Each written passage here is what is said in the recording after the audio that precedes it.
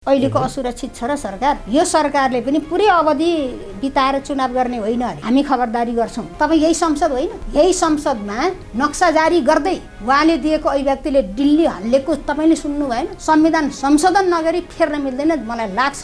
त्यो खालको आँट, त्यो खालको हिम्मत हाम्रा रगत छँदासम्म, हाम्रो जीवन छँदासम्म कसैले गर्न सक्छ? कालापानी, लिम्पियाधुरा, लिपुलेख सहितको चुचे नक्सा हो आजको नक्सा। कहीँनिर राष्ट्रलाई र जनतालाई नोक्सान हुने कुरामा ताली ठोकेर हिँडेको छ। फल्लो शेरबहादुरले के गर्यो, केपी ओलीले के गर्यो, माधव नेपालले के गर्यो, प्रचण्डले के गर्यो, अनि हो यी नेताले त हामीले चाहे जस्तो भएन, निराश भएर चल्छ। यति फोहोरी राजनीतिक खेललाई मैले र म जस्ता युवाहरूले अझै पनि पत्याइदिरहनु पर्ने?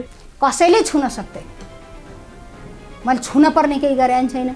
त्यसमा नचाहिने के खेती हुन्छ नि, यस्ता खेतीपातीमा अब आन्दोलनकारीको सडक होइन मन्त्रीको सडक हो भन्थे होला नि भाइ। चुचे नक्सा ल्याउने भनेको छाती दरो भएको मान्छेले ल्याउने, त्यति त जान्नु होला नि। किन ल्याएन नि त नि कायरहरूले आजसम्म? लुतेकाईहरू लुटेर हो, टाङमुनि छिर्नेहरू, आँखा चिम्लेर पट्टी बाँधेर मैले पार्टी हेर्दिनँ, साथी हेर्दिनँ। खबरदार, अब हिँडेपछि त मैले फेरि त्यहाँ गएर गर्ने त होइन होला नि त।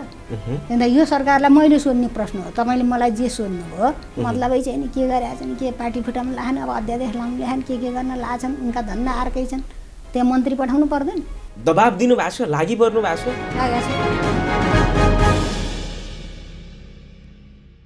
दर्शकवृन्द नमस्कार।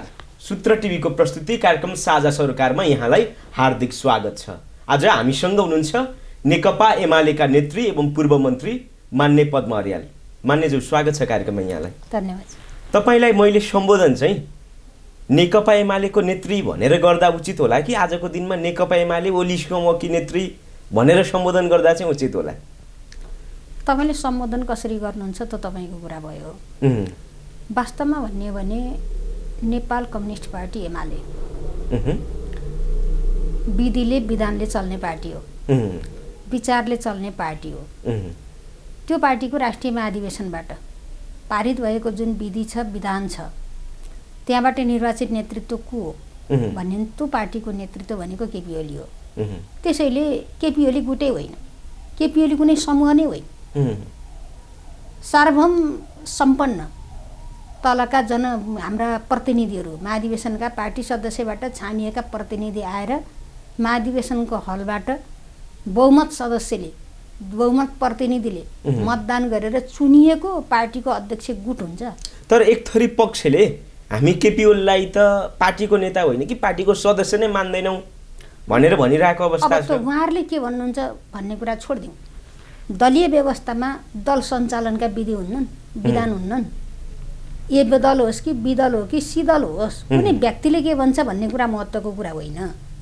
त्यसैले पार्टीको महाधिवेशनबाट पारित गरेको विधानमा जे व्यवस्था छ त्यही अनुसार पार्टी चल्छ। नम्बर 1। नेतृत्वको कुरा गर्नुहुन्छ भने त्यो महाधिवेशनबाट जुन नेतृत्व चुनियो त्यही नेतृत्व अर्को महाधिवेशनसम्मको आधिकारिक हुन्छ। त्यसैले पार्टीको निजी सम्पत्ति जस्तो बनाउनु भयो नेकपा एमालेलाई भन्ने आरोप त छ नि केपी ओलीमाथि। के कारणले भयो त? भन्नु पर्यो निजी सम्पत्ति जस्तो भयो भन्ने कुरो नेतृत्व त गर्न दिएको कुरा हो नि, होइन?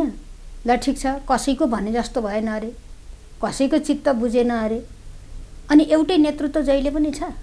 कम्युनिस्ट पार्टीको इतिहास हेर्नुभयो भने अथवा कम्युनिस्ट आन्दोलनको इतिहास हेर्नुभयो भने विभिन्न इतिहासका कालखण्डमा विभिन्न खालका नेताले नेतृत्व गरिरहेछन्। एमालेको हिस्ट्री हेर्ने हो भने एमालेको हिस्ट्रीमा पनि विभिन्न खालको पार्टीका नेताहरूले नेतृत्व गरेर आउनु भएको छ। अब यसपटकको नेतृत्व केपी ओलीले गर्नुभएको छ। त्यो कुनै व्यक्तिले तैँले गर भनेर आदेश गरिदिएर गरेको कुरा होइन। महाधिवेशनबाट छानेर प्रतिनिधिले चुनेर एक कार्यकालको निम्ति तपाईँको निम्ति हो भनेर दिइसकेपछि अर्को महाधिवेशन नहुँदासम्म पार्टीको नेतृत्व उहाँ नै हो। चित्त बुझे पनि नबुझे पनि, मन परे पनि नपरे पनि केपी ओली पार्टीको नेता हो। अब ब्लेम लाउनेले के लाग्छ? त्यो अनुशासनहीनता, अराजकता, त्यतातिरको पछि लाग्ने कुरा भयो नि। तपाईँ जतिको मान्छेले पार्टीको अध्यक्ष को भने सोध्ने हो, एमाले पार्टीको अध्यक्ष को, तपाईँको प्रश्नै रङ हो क्या। मैले समूह कुन समूह नै होइन नि, केपी ओली समूह हुन्छ।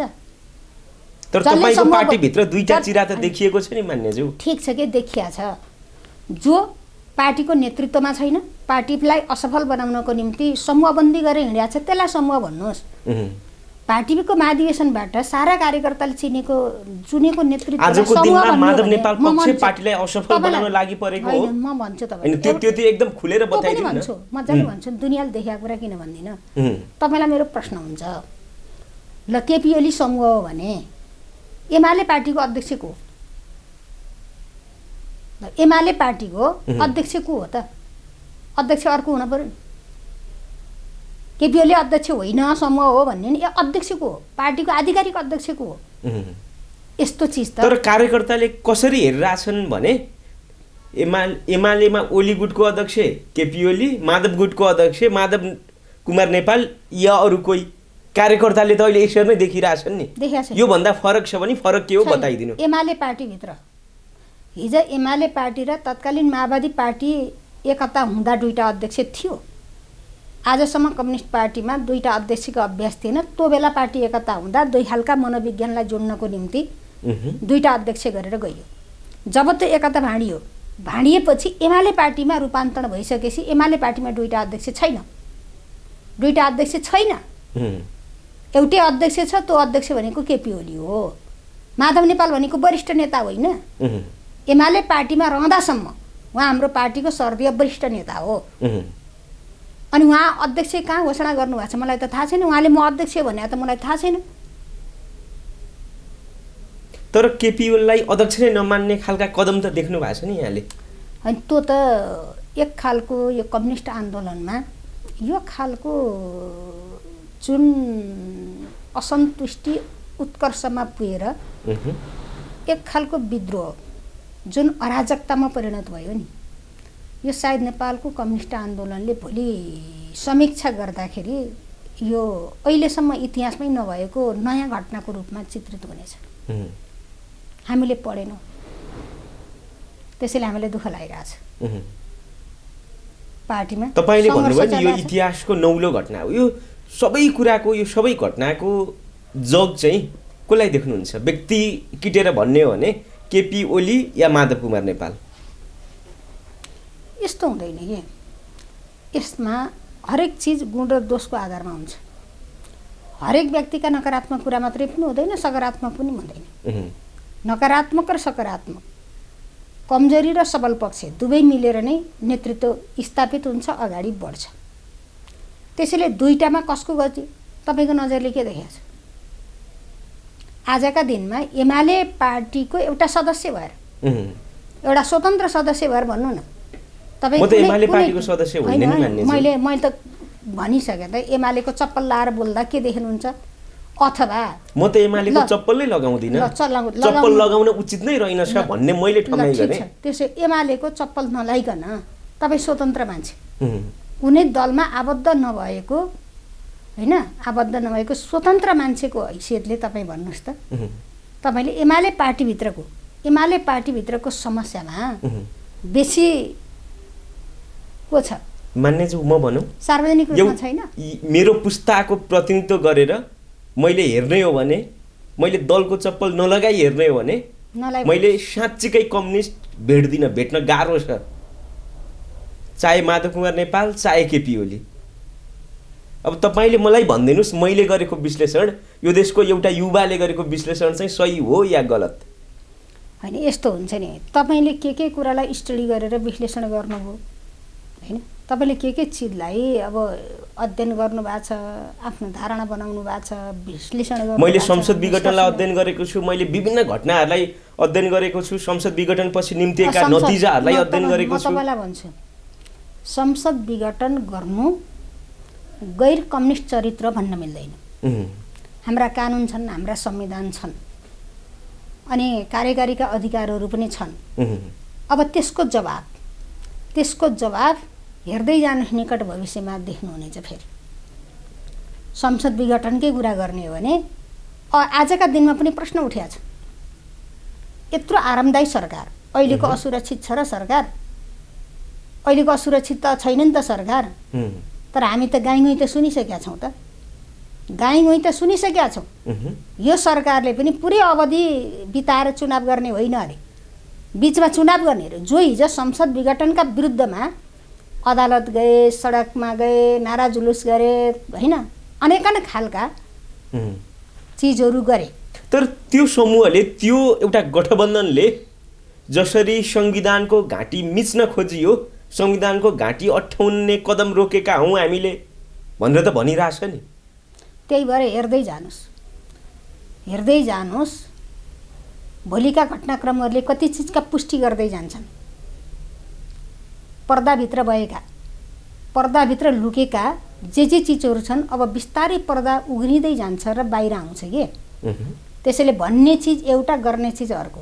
अनि त्यसपछि यो गठबन्धन भत्काउनको लागि, देउबा सरकारलाई फेल गराउनको लागि तपाईको दल लागि परेको छ। मेरो दल लागेको छैन, हामीले त भन्दैछ छ मेरो दलको तर्फबाट गल्ती गर्न पाइन्न, रचनात्मक सहयोग हुन्छ। प्रतिपक्षको बेन्चमा बसेर हिजो हामीले जे हरकत गर्नु पर्यो सरकारमा हुँदा हामी त्यस्तो गर्दैनौँ। हामीले विरोध गर्छौँ, काम गर्नै नदिने, सरकारलाई चल्नै नदिने, कानुन निर्माण गर्नै नदिने जे खालको परिस्थिति त्यो हामीले गर्दैनौँ खुलेरै भनेको छ। यो सदन सुरु भएपछि 2 पटक अस्ति पनि हामीले एकछिन सचेत बनायौँ अनि हामीले सदन चल्न दियौँ। आज पनि हामीले अफगानिस्तानको घटना सम्बन्धी एकछिन सचेत बनायौँ अनि सदन अगाडि बढायौँ। जहाँ कमजोरी छ, जहाँ गल्ती छ, जहाँ उदासीनता छ हामी खबरदारी गर्छौँ, जनताको पक्षमा, राष्ट्रको पक्षमा आवाज उठाउँछौँ। तर संसदलाई बन्द गराउने कुरा, सरकारलाई चल्न नदिने कुरा हामी गर्दैनौँ। त्यो क्लियरै भनेको छ। तर एउटा चर्चा छ कि मान्यज्यू बजारमा, केपी ओलीमा घमण्ड बाहेक, रिस बाहेक, आवेग बाहेक केही पनि भेटिँदैन, चाहे संसदभित्र चाहे संसद बाहिर। तपाईँलाई त्यस्तै लाग्छ? केपी ओलीमा घमण्ड बाहेक केही छैन? जनतालाई लागेको कुरा हो मान्यज्यू, मलाई लागेको कुरा हो। तपाईँले जनता प्रतिनिधित्व गर्नुहुन्न, तपाईँले आफ्नो कुरा गर्ने हो। एकाध मान्छेको कुरा सुन्नु होला, सबै जनताको ठेक्का लिएर जनता प्रतिनिधित्व गरेर तपाईँ बोल्न सक्नुहुन्न। हामी त जनताको सरोकारलाई लिएर आउने हो नि मान्यज्यू। अनि यही मुलुक होइन, राष्ट्रियताको मामलामा आजसम्मका लिडरहरू तपाईँले केपी ओली जतिको उभिएको भेट्नु भएको छ। अनि केपी ओली घमण्डी मात्रै हो? केपी ओली राष्ट्रवादी नेता हो। अनि केपी ओलीका जतिका भिजन ल राख्नुहोस् त, तपाईँको यो टिभीमा ल्याएर अहिलेका समकालीन लिडरलाई राख्नुहोस् न 5वटा बेन्चमा, अनि विचार राख्न लाउनुहोस् त। को रहेछ भिजन भएको मान्छे, विचार भएको मान्छे, दृष्टिकोण भएको मान्छे को रहेछ? तपाईँ परीक्षण गर्नुहोस् न। तपाईँकै दलभित्रको कुनै नेताले केपी ओलीलाई त लैनचौरवादी भन्नेसम्मका आरोप त लगाएको छन् नि। केपी ओली लैनचौरवादी हुन्। कुनै झगडियाले कसैलाई आरोप लगाउँछ भने त्यो झगडियाका कुरा सुन्ने हो कि तपाईँको आफ्नो स्वतन्त्र विश्लेषण गर्ने हो? के घटनाले त्यस्तो लाग्छ? तपाईँ यही संसद होइन? यही संसदमा नक्सा जारी गर्दै उहाँले दिएको अभिव्यक्तिले दिल्ली हल्लेको तपाईँले सुन्नु भएन? तर यहाँले त्यो भनिरहँदा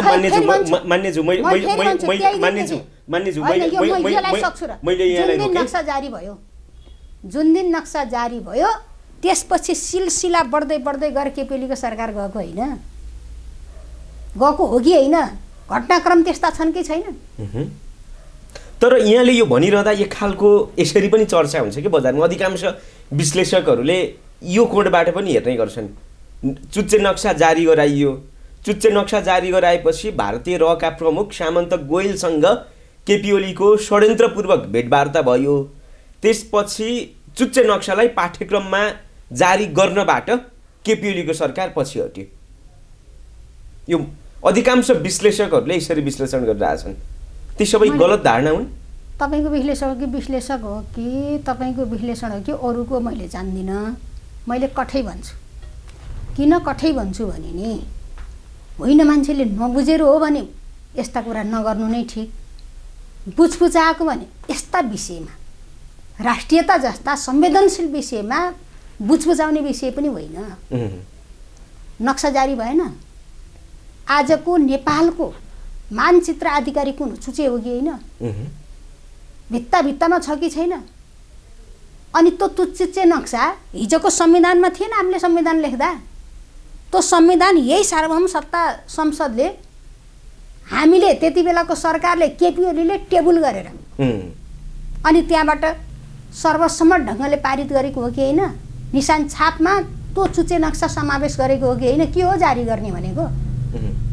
अनि यो सबभन्दा आधिकारिक होइन। तर मैले त आज संविधानमा मान्नेछु मैले त आजसम्म पाठ्यक्रममा त्यो चुच्चे नक्सा पढ्नै पाएको छैन। म तपाईँलाई भन्छु, मलाई त चाहना छ के, म जस्ता युवाहरूलाई चाहना छ कुन दिन मैले त्यो पाठ्यक्रममा त्यो चुच्चे नक्सा हेर्ने, कुन दिन मैले त्यो चुच्चे नक्सा कोर्ने भनेर। भ्रम गर्ने गरी, भ्रम सिर्जना गर्ने गरी प्रश्न नगर्नुहोस् क्या। तपाईँले भनेपछि एउटा कुरा जवाफ दिन्छु अनि अर्को पैसा गर्नुहोस्। त्यसैले संविधानमा लेखिएपछि आजको नेपालको आधिकारिक नक्सा भनेको केपी ओली सरकारको पालामा बनाइएको चुच्चे नक्सा, त्यस्तै नेताले हिजो गुमाएको भूमि समेटेर बनाएको नक्सा आधिकारिक नक्सा हो। त्यो अकाट्य छ। त्यसलाई फाल्न मन लाग्यो भने अब संविधान संशोधन गर्न पर्छ। संविधान संशोधन नगरी फेर्न मिल्दैन मलाई लाग्छ। त्यो खालको आँट, त्यो खालको हिम्मत हाम्रा रगत छँदासम्म, हाम्रो जीवन छँदासम्म कसैले गर्न सक्दैन। म होइन तालुकदार अड्डाको मन्त्री, मलाई थाहा छैन कसरी आयो भन्ने कुरा। अब जहाँसम्म पाठ्यपुस्तक पनि भन्छु भाइ, तपाईँले जहाँसम्म पाठ्यपुस्तकको कुरा गर्नुभएको छ, तपाईँले कति बुझ्नु भएको छ थाहा छैन। हरेक कुरा राजनीति हुन्छ। पाठ्यपुस्तक सरकारको आधिकारिक दस्तावेजमा सरकारका सही तथ्याङ्कहरू जानुपर्छ। सही तथ्याङ्कहरू जानुपर्छ पर्दैन, आधिकारिक तथ्याङ्कहरू जानुपर्छ पर्दैन। त्यो पुस्तकमा सरकारका केही आधिकारिक तथ्याङ्कहरू तलमाथि पर्यो। अन्तको डाटा ल्याउनु भयो, के गर्नु भयो लेखकहरूले, अनि हेरिसकेपछि तथ्याङ्कहरू मिलाउनु पर्यो। मुलुकको आधिकारिक तथ्याङ्कहरू हुन पर्यो नम्बर 1। नम्बर 2, हामीले नयाँ नक्सा जारी गर्यौँ। नयाँ नक्सा जारी गरेपछि त्यो नक्सासित बाजिने अर्का चित्र कुनै हुन हुँदैन। त्यो इतिहास हुन्, त्यो इतिहासका विषय हुन्। हिजो त हाम्रो नक्सा यस्तो पनि थियो भन्ने इतिहासको विषय हो। आजको नक्सा भनेको चुच्चे नक्सा नै हो। कालापानी, लिम्पियाधुरा, लिपुलेख सहितको चुच्चे नक्सा हो आजको नक्सा। त्यसैले त्यो पुस्तकमा कहीँ हिजोका नक्सा पनि भ्रम हुने गरी यो हो कि त्यो हो भनेर, यो त भोलि पुस्तासम्मलाई होइन, आज पो हामी छौँ र त्यो होइन यो हो भनिदिन्छौँ। त्यो प्रश्न नभएपछि भोलिको हाम्रो पुस्ताले त त्यो हो कि यो हो नेपालको नक्सा भन्छ कि भन्दैन। हामीलाई एउटा नक्सा खोज्न कम गाह्रो भएको हो। कति दुःख पाइयो होला हिजोका नक्सा खोज्दा कम दुःख पायो। बेलायतसम्म गएर ल्याउनु पऱ्यो नि हामीले यहाँ नपाएर। अनि यस्ता भ्रम सिर्जना हुने, भोलि हाम्रो पुस्तामा दुविधा उत्पन्न हुने, हाम्रा कूटनीतिक सम्बन्धहरूमा असर पर्ने त्यस्ता कतिपय चिज ओडहरू अनि सरकारको आधिकारिक दस्तावेजमा हुन सक्दैन, पाठ्यक्रममा हुन सक्दैन। विद्यार्थीलाई पढाउने भनेको त साँचो कुरो पढाउने हो नि, गलत कुरा पढाउने हो र। त्यसैले त्यहाँ केही संशोधन गर्नुपर्ने थियो। त्यो पुस्तक केही संशोधन गर्नुपर्ने थियो। त्रुटिपूर्ण चिजहरू बाहिर जानु भएन भनेर संशोधन गर्नको निम्ति केही समयलाई स्थगित गरेका कुरा। अनि तपाईँहरू जस्ता राज्यका भोलिका यत्र हाम्रो ठाउँमा भोलि तपाईँहरू आउने होइन, यो मुलुक भोलि तपाईँहरूले चलाउने होइन। यस्ता मान्छेले हाम्रो पुस्ता त अहिले भएका राजनीतिक घटनाक्रमले आशावादी छैनन्। तपाईँहरू केही गरेरै खानुहुन्न। ल खरो कुरा भनिदिन्छु। किनभने कोही मान्छेले गल्ती गर्छ, कोही मान्छेले गल्ती गर्छ, त्यस्ता कुराले निराशुनी कि चिर्ने हो। गरेर खाने ठाउँ बाँकी रहला र किन नरहने, किन रहँदैन। हामी हेर्नुहोस्, यो मुलुक हामी जोगाउँछौँ। हामी त धेरै आशावादी छौँ। हाम्रा अग्रजहरू बिग्रेलान्, हाम्रा अग्रजहरू समाप्त होलान्, अनि हामी सबै समाप्त हुन्छौँ। हामीलाई जन्म दिने बाआमा सबै बाँचिरहन्छन्। हिजो बाआमाको सहारा बेगर कसरी बाँचिएला, तपाईँलाई पनि लायो होला, मलाई पनि लाएर अर्कोलाई पनि लायो होला। बाँच्न त परेकै छ त। हुनेहरूका छन् अहिले पनि होला, नहुनेहरू त बाँच्न परेकै छ त। फेरि हामीलाई हेर्ने अर्का तयार भइसक्यो। अनि हामी विस्थापित भएर फेरि उनी नहुँदा कसो होला भन्ने अर्का थरी आउँछन्। के हो भनेको नयाँले पुरानोलाई विस्थापित गर्ने होइन। त्यसैले आज हामीले सोचे जस्ता हाम्रो नेतृत्वले गरेनौँ होला। आजका समकालीन लिडरहरू ABCD तपाईँ हामीले सोचे जस्तो गरेन होला है। भावी पुस्ताले चाहे जस्तो भएन होला। तर सिस्टम तपाईहरुले युवा पुस्ताको प्रतिनिधित्व गर्दै तपाईहरु त दोस्रो पुस्ताको प्रतिनिधित्व गर्नुहुन्छ। सच्याउन दबाब दिनु भएको छ, लागि पर्नु भएको छ? लागेको छैन। मेरो पुस्ताले त तपाईहरुबाट यो अपेक्षा गरेको छ नि। ठीक हो, तपाईहरुले हामीलाई हेर्ने हो, हामीले तपाईहरुलाई हेर्ने हो। त्यसैले हामीले कहीँनेर राष्ट्रलाई र जनतालाई नोक्सान हुने कुरामा ताली ठोकेर हिँडेको छ, ठोकेको छैन। चाहे त्यो बाहिर कुरा गर्नुहोस् चाहे भित्र कुरा गर्नु, हामी बोलेकै छौँ। त्यसैले तपाईहरु जस्तो मान्छे निराशा होइन, कुण्ठा होइन, विश्वासका साथ, आत्मविश्वासका साथ, उत्साहका साथ लाग्नुपर्छ। किनकि यो मुलुक भोलि तपाईँ हामीहरूले चलाउने हो। अनि फल्लो शेरबहादुरले के गर्यो, केपी ओलीले के गर्यो, माधव नेपालले के गर्यो, प्रचण्डले के गर्यो, अनि हो यी नेताले त हामीले चाहे जस्तो भएन, निराश भएर चल्छ। यति फोहोरी राजनीतिक खेललाई मैले र म जस्ता युवाहरूले अझै पनि पत्याइदिइरहनु पर्ने, तपाईहरुले भने मान्दिरहनु पर्ने, मत हाल्दिरहनु पर्ने। मत हाल्नु नि त अरूलाई, पत्याउने हो कि सुधार्ने हो भनेको क्या।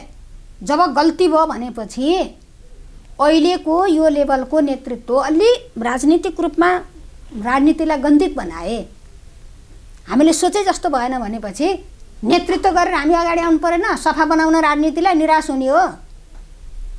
राजनीति गर्दिन भन्ने समाधान हो, राजनीति गर्दिन भन्ने समाधान हो कि गलत चिजको विकसित भयो, यो गलत चिजलाई परास्त गरेर हामी स्वस्थ वातावरण बनाउँछौँ, संस्कार विकास गर्छौँ भन्ने हो अठोट। त्यसैले फेरि दोहोऱ्याउँछु, तपाईहरु जस्तो मान्छे निराश हुने होइन, तपाईहरु जस्तो मान्छेले गलत सूचना प्रभावित गर्ने होइन।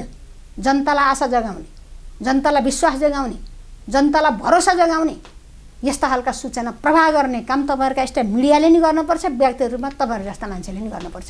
कमजोरी हुन्छन्, हामीले आदर्श मानेका, हिजो होइन, हिजो यी नेतालाई छुन पाए हेर यत्रो छाती हुन्थ्यो, आज यता आए यता फर्किम जस्तो हुने पनि त भयो होला नि त। अनि हामीले छोडिदिने, हातखुट्टा फाल्दिने, हातखुट्टा फालेर छोड्ने त बदमासहरू, उनको विकल्प हामी भन्छौँ भन्ने सङ्कल्प गरेर जाने होइन। मान्यज्यू, आज अलिकति जिब्रोबाट भन्दा पनि दिलबाट बोलाउन है। यहाँले भन्नुभयो नि त्यो खालको व्यवहार तपाईँको नेतृत्वसँग तपाईँलाई चाहिँ भएको छ कि छैन? त्यो खालको सोच तपाईँले अघि भन्नुभयो नि, कुनै दिन उहाँहरूको नजिक जाँदा छाती फुल्थ्यो, आज नहेरिकन जान मन लाग्छ। तपाईँलाई पनि त्यस्तो लागेको छ? होइन, लिडरसिपहरू म कोही व्यक्ति इङ्कित गरेर बोल्न पनि चाहन्न, म टिप्पणी गर्दा पनि गर्दैन। हामीले जे सोचेका थियौँ लिडरसिपलाई, हामीले जे सोचेका थियौँ, जे आदर्श मानेका थियौँ, व्यवहारमा त देख्न पाइएन नि। त्यो त बोलेपछि त मेरो त मनै बोल्यो होला नि। तपाईँसँग आर्टिफिसियल कुरा गर्नुपर्ने के छ? म एउटा गाउँबाट आएको मान्छे, आधारभूत वर्गको मान्छे, जनता जनबोली, जनता के भन्छ, जनता के चाहन्छ अहिले पनि मलाई थाहा छ। म फेरि भोलि जाने गाउँमै जाने हो, बस्ने गाउँमै बस्ने मान्छे। त्यसैले हामी त ग्रासरुटबाट सबै कथा व्यथा भावना बुझेर आएका मान्छे। तपाईँहरूसँग नक्कली कुरा गर्नुपर्ने कुरा के छ? भन्नु न, कहीँ देख्नु भएको छ कमजोरी, केही समस्या देख्नु भएको छ भन्नुहोस्।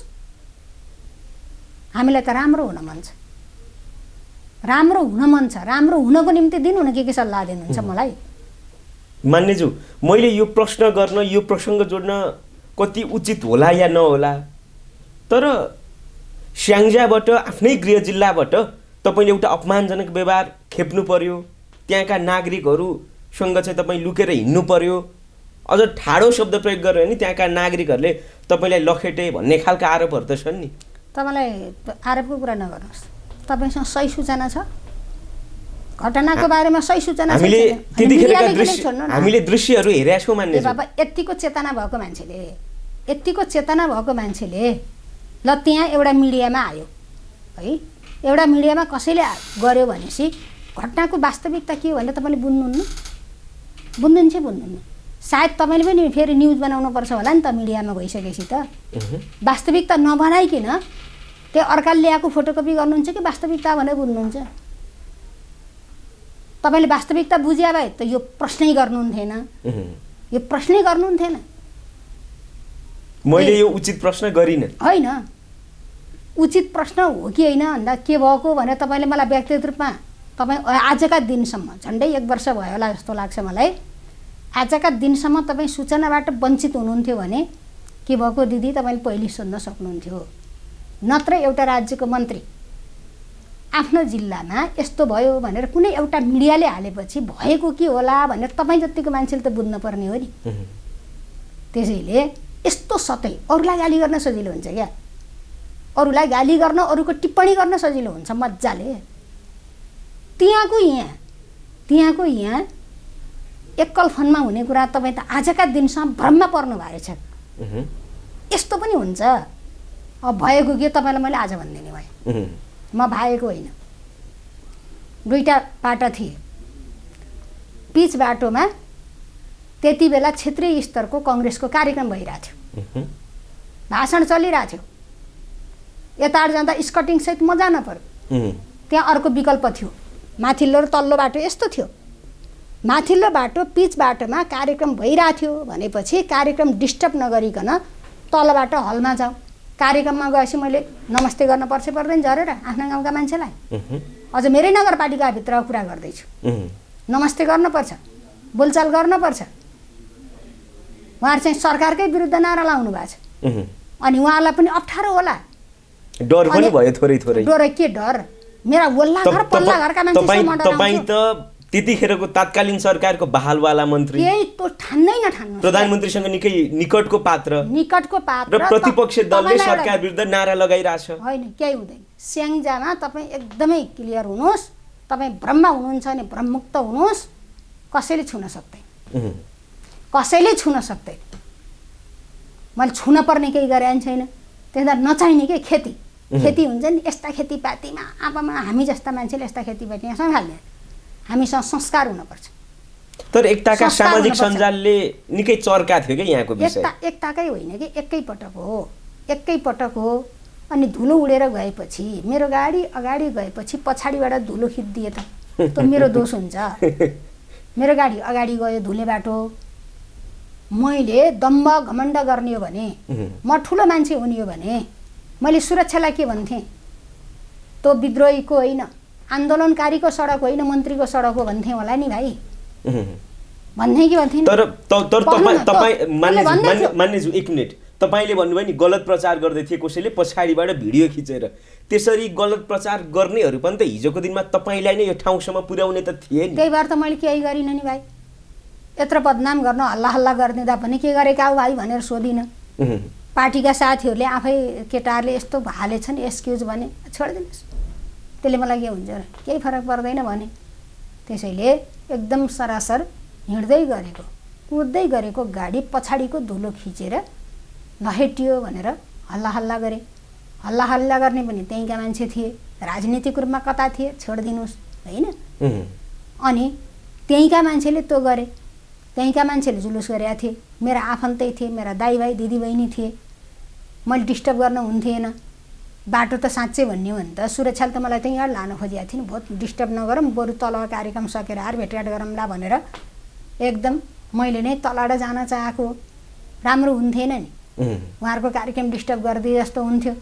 एउटा सल्लाहमा भएका कुरा किन भाग्नुपर्छ? म त एक्लै, मैले मन्त्री हुँदा पनि के प्रसङ्गमा भनेको थिएँ, मलाई एउटा पिएसओ पनि चाहिएन, स्याङ्जाका टोल टोल बस्ती बस्ती सारा घुमेर आउँछु भने। चुच्चे नक्सासँगै सम्बन्धित कुनै कुरामा विवादित हुँदाखेरि एउटा अन्तर्वार्तामा भन्नुभएको थियो यहाँले, त्यो हुँदा त्यस्तो हुन्छ।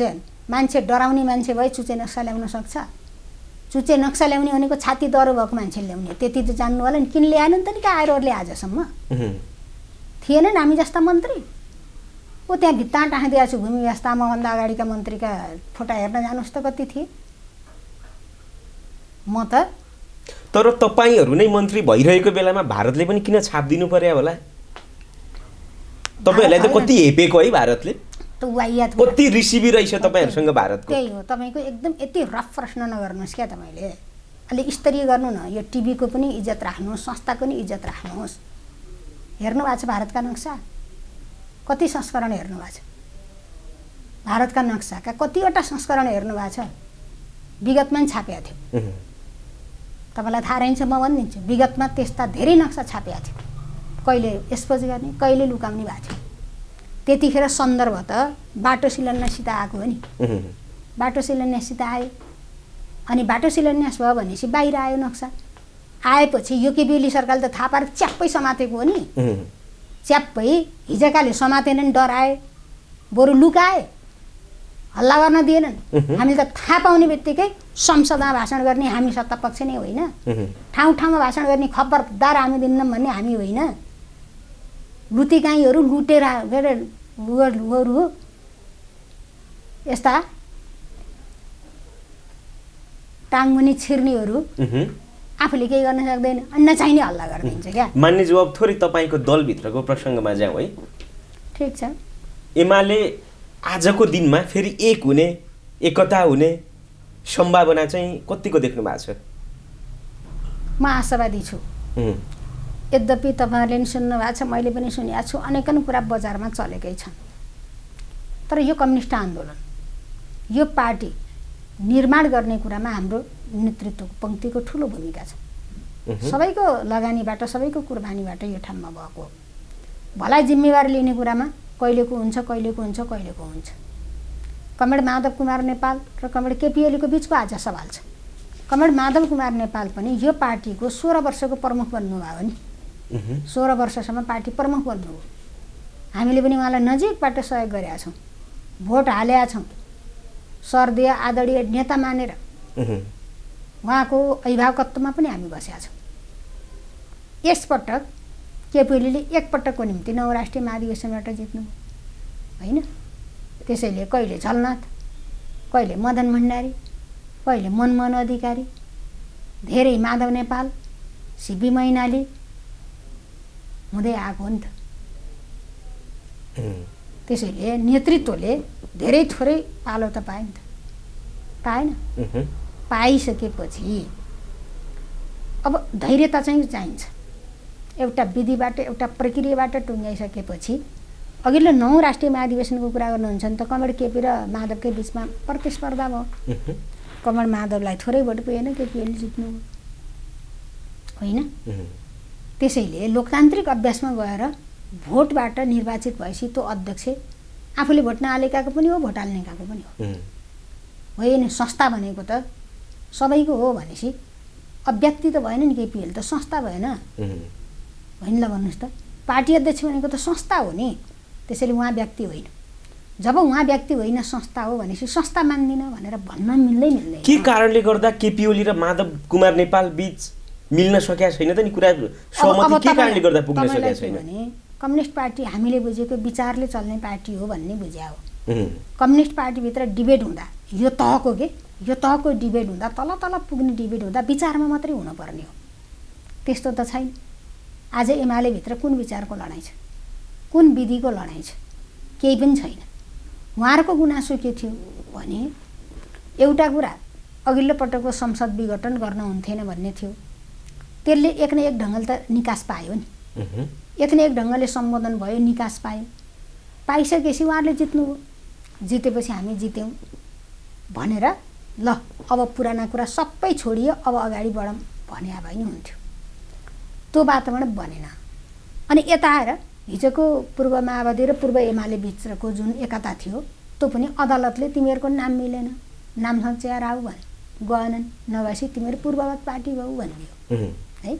पूर्ववत पार्टी भएर एमाले भइसकेपछि अब एमालेको उहाँहरूको एजेन्डा के थियो भने हाम्रो तपाईहरुलाई त अदालतको त्यो फैसला कुचोले गर्ने काम बतासले गर्यो भन्ने शरण भएको थियो।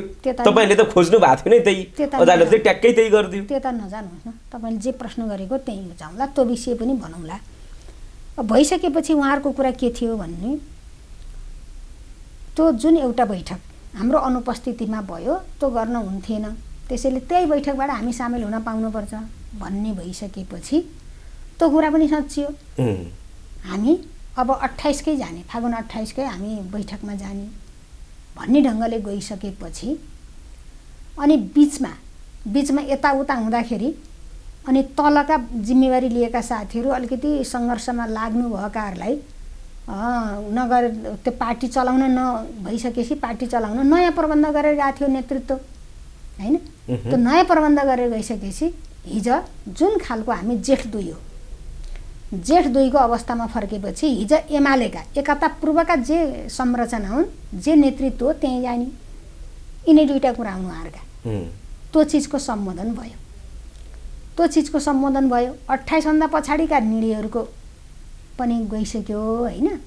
र 28 कोही बैठक भनेर अस्ति 10औं बैठक भनियो, जेठ 2 मा फर्किने भन्ने जुन कुरा हो, त्यो जेठ 2 मा पनि फर्केपछि उहाँहरूको जे एजेन्डा थिए, जे इस्यु थिए त्यो सम्बोधन भयो। अब सम्बोधन भइसकेपछि उहाँहरू सरासर यो 10 बुँदे जुन हो त्यही चिजको निम्ति हो नि। दुवैतिरका दोस्रो तहका नेता बसेर गरेको, त्यसैले विद्रोहमा उद्रिने साथी पनि हो, यता पार्टीका साथीहरू बसेर गरिसकेपछि, दोस्रो हाम्रो पार्टीका लिडरहरूले गरिसकेपछि अब आफूले गरेको जुन दस्तखत हो 10 बुँदे, त्यसलाई इमान्दारितापूर्वक कार्यान्वयन गर्ने हो। जब त्यसमा इमान्दारितापूर्वक कार्यान्वयन गरिन्न र अरू न्यु खोजिन्छ भनेपछि एकताको पक्षमा हुनु रहन्छ भन्ने बुझ्नुपर्छ होइन।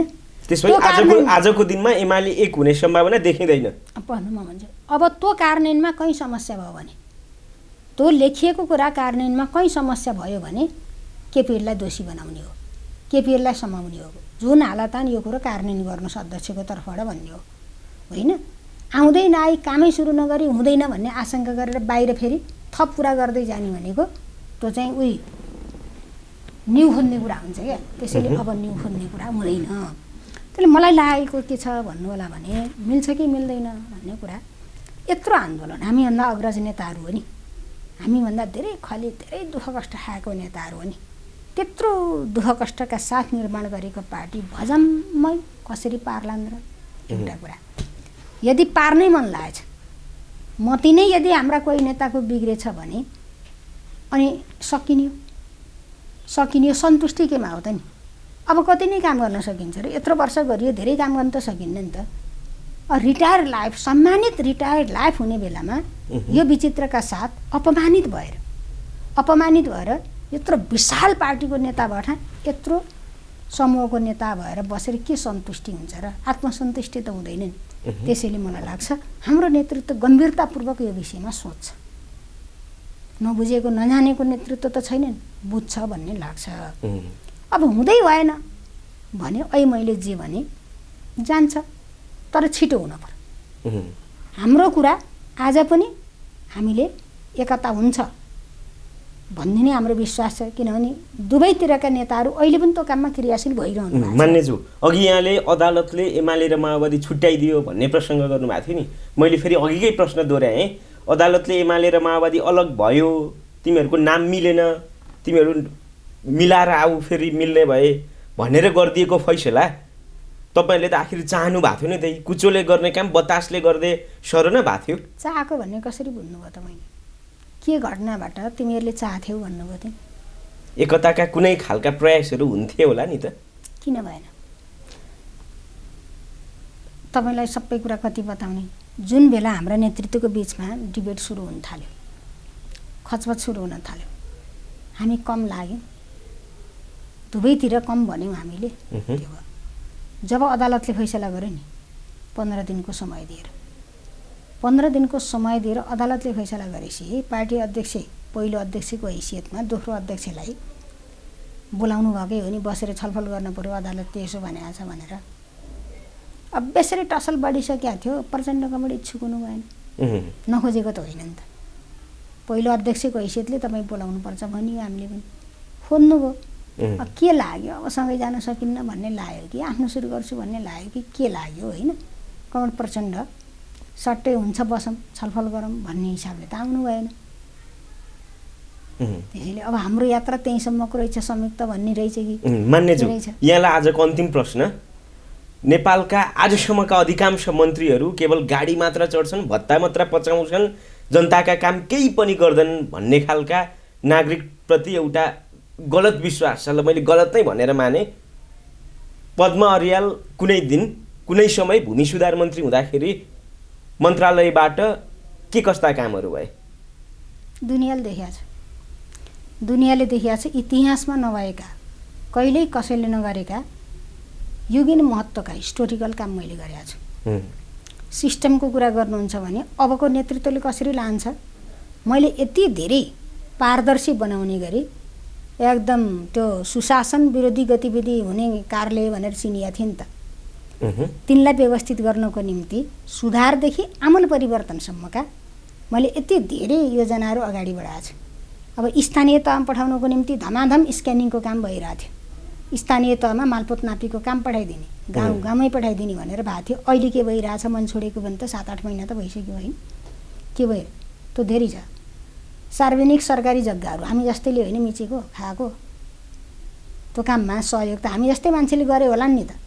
खबरदारी गरेर आँखा चिम्लेर पट्टी बाँधेर मैले पार्टी हेर्दिनँ साथी हेर्दिनँ भन्ने अभियानका साथ हजारौँ बिघा खोज्ने काम पद्मारायलको नेतृत्वमा भएको होइन त्यो मन्त्रालयमा। त्योभन्दा अगाडि खोसिएन। अहिले पनि बोर्ड देख्नुहुन्छ नि ठाउँ ठाउँमा, यो सरकारी जग्गा हो भनेको। अबको नेतृत्वले त्यसलाई कसरी लान्छ हेर्नुहोस् न। फेरि त्यहाँ जग्गा रहेछ सरकारी हुने, राति गएर बोर्ड फालिदिएर बेचिदिने पो नि होइन। त्यो त मैले त गर्न पर्ने त गरेर छोडेको छु नि। अब निचुसे नक्सा मेरै पाला आएको होइन। सगरमाथाको उचाइ अरूले 12 पटक 10 पटक नापिसके, नेपालले एकपटक आफ्नो उचाइ नाप्दैन। त्यो कामको सुरुवात मैले गरेँ होइन। अनि सगरमाथा हाम्रो आफ्नो क्षमतामा, आफ्नो साधन स्रोतमा, जनशक्तिमा नापियो। अरूले नापेको भन्दा उचाइ पनि बढ्यो, त्यसले नेपालको पनि उचाइ बढ्यो। नेपालको दक्षता क्षमता के रहेछ विश्व सामु चिनाइयो नि त। त्यो खालको स्थिति छ हेर्नुहोस्। नापीतिरको कुरा गर्नुहुन्छ भने मेरो किता सबै घर बसेर मालपोत नापी अहिले घर बसेर सबै काम गर्न सक्ने त्यस्तो सिस्टम हिजो हप्तौँ बास बस्न पर्ने आज आधी घन्टा हुने गरी हामीले काम गरेका छौँ। त्यो त सबै ठाउँमा बनाउने भनेको मन त भ्याइन, हिँड्न पर्यो, हिँडेँ। त्यो हुँदाखेरि धेरै युगीन महत्त्वका काम मैले गरेका छु। म त खुसी छु हेर्नुहोस्, म त धेरै खुसी छु। अब त्यसलाई आउने नेतृत्वले यो वर्तमान सरकारले कसरी लान्छ हेर्न बाँकी छ। मान्यज्यू, अब म प्रश्न गरौँ है। कुनै दिन यहाँले नेपालमा उखु किसानको समस्या अब बल्झिँदैन भनेर भन्नुभएको थियो, तर समस्या त जहाँको त्यहीँ छ। हो नि त, तपाईँले एकदम उपयुक्त बेला उपयुक्त प्रश्नै गर्नुभयो, धन्यवाद छ। मैले सिस्टम बसाल्दिएँ। त्यो सिस्टम के हो भने अनिवार्य दर्ता, बेदर्तावाल हुन भएन कि। उखु किसानहरू दर्ता हुनु पर्यो। उद्योगीहरूले उखु उद्योगमा पुगेको 15 दिनभित्र भुक्तानी दिनुपर्ने, त्यो खाता हालिदिने भनेर प्रत्येक उखु किसानले खाता खोल्ने र खाता हालिदिने त्यो सिस्टम त मैले त बनाइदिएँ। अस्ति बजेटमा नि सुन्नुभयो, त्यो बजेट भाषणमा नि त्यो बनाइदिएँ।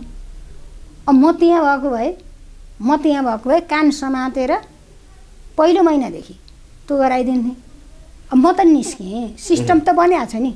कसैले सिस्टम उल्लङ्घन गर्छ, काम गर्दैन, मेरो दोष हुन्छ र? त्यो त अहिले त्यहाँ जसले नेतृत्व गरिरहेको छ उसको हुन्छ नि।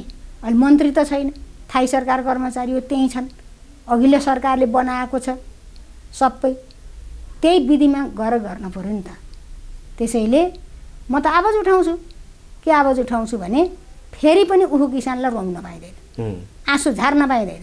खबरदार, उखु किसानले उत्पादन गरेको उखु उद्योगमा गएको 15 दिनभित्र उखु किसानको खातामा आउनुपर्छ। भएन भने आन्दोलन हामी गर्छौँ, किसानको पक्षमा आन्दोलन हामी गर्छौँ। अब त सजिलो पनि छ आन्दोलन गर्न, गर्छौँ। प्रतिपक्षमा हुनुहुन्छ, किन दिन परेन? पसिनाको मूल्य दिन पर्दैन? टाइममा दिन पऱ्यो नि। उनको गुजारा चलाउनु पर्छ, केटाकेटी पढाउनु पर्छ, लापरवाही गर्न पाइन्छ? रासायनिक मलको समस्या केही रासायनिक मलको परिवर्तन भएको महसुस गर्नुहुन्छ? आज म बोल्ने भनेको थिएँ, त्यहाँ अरू साथीहरूको छ। तपाईँ आफूलाई एउटा किसानको ठाउँमा राखेर बोल्नु पर्दा रासायनिक मलको समस्या नेपाली बजारमा कृषि क्षेत्रमा केही सुधार भएको देख्नुहुन्छ? सुधार हामीले गर्न खोज्यौँ होइन। यसलाई 3 ढङ्गले समाधान गरौँ। वर्षेनी अभावको जुन समस्या थियो नि त्यसलाई अन्त्य गर्नको निम्ति, दीर्घकालीन समाधानको निम्ति भनेर हामीले 3वटा कुरा गऱ्यौँ। एउटा तत्काल यो धान खेतको निम्ति, बाली लगाउने सिजनको निम्ति जसरी पाइन्छ छिटो ल्याउनु पर्यो भनेर हामीले G2G गरेर अगाडि बढाउने कुरा गऱ्यौँ। दोस्रो मध्यकालको समस्याको समाधान भनेर 5 वर्षीय G2G गर्ने, फेरि बहुवर्षीय G2G गर्ने र अनि त्यो वार्षिक क्यालेन्डर दिने, 1 वर्षमा कति चाहिन्छ, हामी त स्थानीय तहबाट सबै माग कलेक्सन गरेर यति चाहिन्छ यो सिजनमा भन्ने बनाइसकेका छन्। त्यसको आधारमा अनि विभिन्न मुलुकसित G2G गरेर हाम्रो क्यालेन्डरको आधारमा उपलब्ध गराउने र मध्यकालको समस्या गर्ने। दीर्घकालको समस्या समाधानको निम्ति नेपालमै मल कारखाना खोल्ने, रासायनिक मल कारखाना खोल्ने, त्यसको यो काम अगाडि बढाएको छ। हामीले त यही आर्थिक वर्षबाट प्रक्रिया अगाडि बढाउने भनेर बजेटमै हालेको, नीति कार्यक्रममै हालेको। अब हिँडेसी त मैले फेरि त्यहाँ गएर गर्ने त होइन होला नि त। अन्त यो सरकारलाई मैले सोध्ने प्रश्न हो, तपाईँले मलाई जे सोध्नुभयो आज म त्यहाँ बोल्न पाए भए उखु किसान र मलको कुरा मैले तपाईँले भनेकै प्रश्न म सोध्नेवाला थिएँ सरकारलाई। सरकार कहाँ छ, के गरिरहेछ, हिजो यसो काम भएको छ त्यसलाई समातेर छिटो गर, नत्र हेर्नुहोस् 15-20 दिनपछि हाकार हुँदैछ मलको। हामीले त 1 महिना 1.5 महिनाभित्रमा मल ल्याउने गरी G2G गर्ने प्रक्रिया अगाडि बढाएको थियौँ नि त। मैले छोड्यो भने त 2.5 महिना हुन लागिसक्यो नि। ठ्याक्कै साउनको अन्तिमसम्ममा हामीले सबै मल यहाँ आइपुग्ने गरी प्रबन्ध गरेका थियौँ। भदौको 15 सम्मलाई स्टकै अहिले पनि मैले के छ भनेर बुझिरहेको छु, 33,000 मेट्रिक टन अहिले स्टक छ। त्यो भनेको अब धेरै दिन जाँदैन, त्यो धेरै दिन जाँदैन, त्यसपछि हाहाकार हुन्छ। सरकार काना तेल हालेर बसिरहेछ, मतलबै चाहिँ नि के गरिरहेछ नि, के पार्टी फुटाउनु लाछन्, अब अध्यादेश लाउनु ल्याछन्, के गर्न लाछन्, उनका धन्दा अर्कै छन्। त्यहाँ मन्त्री पठाउनु पर्दैन, यत्रो जनताको चासो भएको मन्त्रालयमा मन्त्री पठाउनु पर्छ। भर्खरै गएको सरकारबाट केही पाठ सिकिरह होला नि त सरकारले, अध्यादेशका कुरा, दल फटाउने, ऐनका कुरा, जे मन लाउँछ त्यो गरोस्, तर जनतालाई धोका दिन पाइन्न के। जनतालाई धोका दिन पाइन्न। त्यो त्यत्रो सरकारको कुरा त्यो मन्त्रीले गर्ने नि खाली राख्नुहुन्छ। ल प्रधानमन्त्रीले टाइम दिन सक्नुहुन्न भने मन्त्री पठाउनु परेन। मलको अभाव भएर उत्पादन बढ्छ, किसानको भोलि चुलो बल्दैन नि। हामीले समृद्ध नेपाल बनाउने भनेका छौँ, आत्मनिर्भर नेपाल बनाउने भनेका छौँ, उत्पादन घट्दैन अनि फेरि उही बाहिरबाट ल्याएर खानुपर्ने स्थिति आउँदैन। यति कुरा त सिकाउनु पर्छ र सरकारलाई जान्न पर्यो नि त। त्यो त हिजो बसालिदिएकै छ त, सबै चिज गर्ने यसरी गर्ने भनेर लिकमा हालिदिएकै छ त। त्यो लिकमा हालेको चिजलाई त गुडाउनु पर्यो नि त। अब हामी बाहिर बसेकाले त के गर्दैन त। मैले भनिहालेँ 1.5 महिनामा यहाँ इन्डियाबाट 1.5 महिनामा यहाँ मल ल्याएर छताछुल्ल गोडमेलको निम्ति भनेर त मैले त दिल्ली पुर्याइसकेका थिएँ त कागज, मन्त्री परिषदबाट पास गरेर सरकार टु सरकार सम्झौता गर्ने। म हिँडेपछि त्यो ठप्प बसिरहेछ नि त। 1.5 महिना भइसक्यो, 15 दिन अगाडि आइसक्थ्यो नि त, त्यहीँ म भएको भए त अनि यो समस्या आउँथेन। म त एकदम प्लानमा हिँडेको थिएँ, सोची विचारी हिँडेको थिएँ। अब मलको अभाव हुन नदिने भन्ने योजनाबद्ध भण्डारण गर्ने, ठुल्ठुला क्षमताको भण्डार निर्माण गर्ने पैसा छुट्टिएको थिएँ, स्थानीय तहको साझेदारीमा गर्ने प्लानै थियो त। अब हटेपछि त ग्यारम त त्यो त अबको सरकारले गर्न पर्यो नि। मान्यज्यू, यो महत्त्वपूर्ण समय र संवादको लागि यहाँप्रति आभारी छु। हस्, थ्याङ्क यू।